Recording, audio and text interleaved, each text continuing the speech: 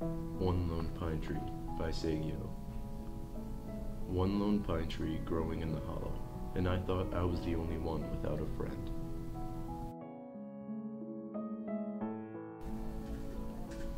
Imagery.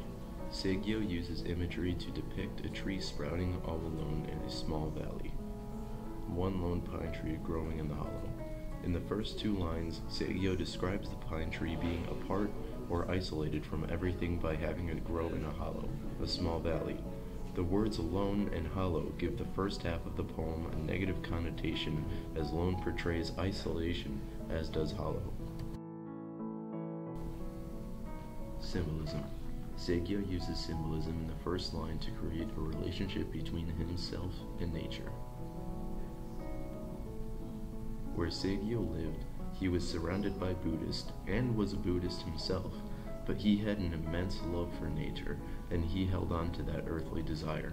By doing so, he felt like an outcast in his world. In these two lines, the tree symbolizes both himself as an outcast in his hollow world, and symbolizes nature itself. This builds the importance of nature in the theme. Structure. After the hyphen on the end of the second line, Saigyo shifts the tone of the poem from sad and isolated to understanding. Saigyo uses a hyphen at the end of the second line. The hyphen represents a shift within the tanka. The tone of the first half of the tanka is negative and lost or lonely. Then there's the shift. The tone in the second half of the tanka is positive and enlightened. The shift also represents a turning point for the speaker, as it is the point into his journey where he finds wisdom. Philosophy.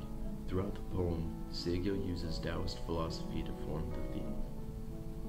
As stated before, Saigyo was a Buddhist himself, but most of his views are those of a Taoist mindset.